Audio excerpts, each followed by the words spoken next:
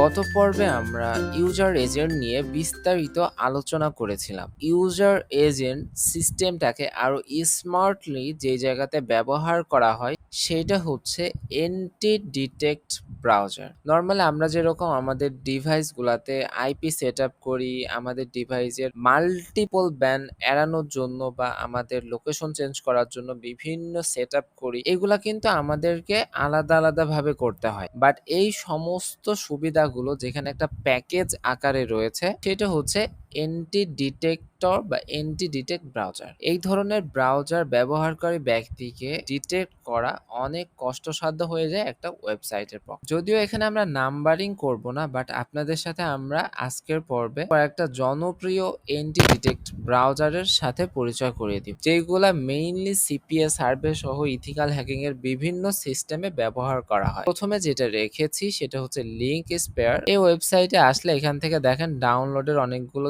Section পাবেন। কোর্সের syllabus অনুযায়ী একটা ব্রাউজার যদিও ব্যবহার করে আপনাদেরকে দেখাবো, বাট আপনাদের যদি আগ্রহ থাকে আপনারা চাইলে আমরা একটা এন্টি ডিটেক্ট ব্রাউজার ব্যবহার করে আপনাদেরকে দেখাতে পারবো। দেন আরেকটা জনপ্রিয় হচ্ছে GoLogin। পূর্বের এই দুইটার মোবাইল ভার্সন ওইভাবে ব্যবহার না করা গেলেও GoLogin-এর মোবাইল ভার্সন আছে যেটা মোবাইলেও ব্যবহার করা যায়।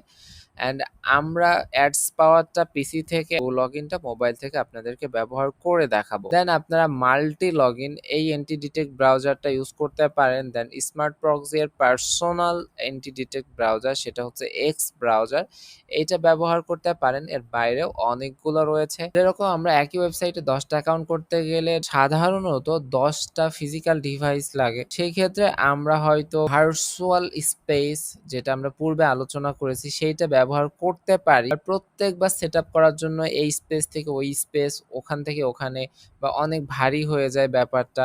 বাট আরো এক ধাপ এগিয়ে এই সিস্টেমটা আপনি যদি মাত্র একটা সফটওয়্যার ব্যবহার করে এই 10টা অ্যাকাউন্ট একই ওয়েবসাইটে মাল্টিপল ব্যান ব্যতীত করতে চান, সেটা কিন্তু এন্টি ডিটেক্ট ব্রাউজার দিয়ে অবশ্যই করা সম্ভব। তার বেশি ব্যবহার হয় যারা সিপিএ তে ফেক সাইন আপ করে, যারা 100 200 500 সাইন আপ করে, অর্থাৎ 500 আলাদা আলাদা অ্যাকাউন্ট বা ডিভাইস প্রয়োজন হয়, তখন কিন্তু তারা এই ধরনের ব্রাউজারগুলো ব্যবহার করে। যারা পূর্ববর্তী ক্লাসগুলো দেখেননি অবশ্যই ক্লাসগুলো দেখে নেবেন, ইন ফিউচার অনেক উপকারে আসবে। এবং ভিডিওগুলো অবশ্যই আপনার বন্ধুদের সাথে শেয়ার করবেন। চ্যানেলে নতুন হয়ে থাকলে অবশ্যই সাবস্ক্রাইব করবেন। সবার জন্য শুভকামনা ব্যক্ত করে আজকের ভিডিওটা আমরা এখানেই শেষ করছি। আল্লাহ হাফেজ।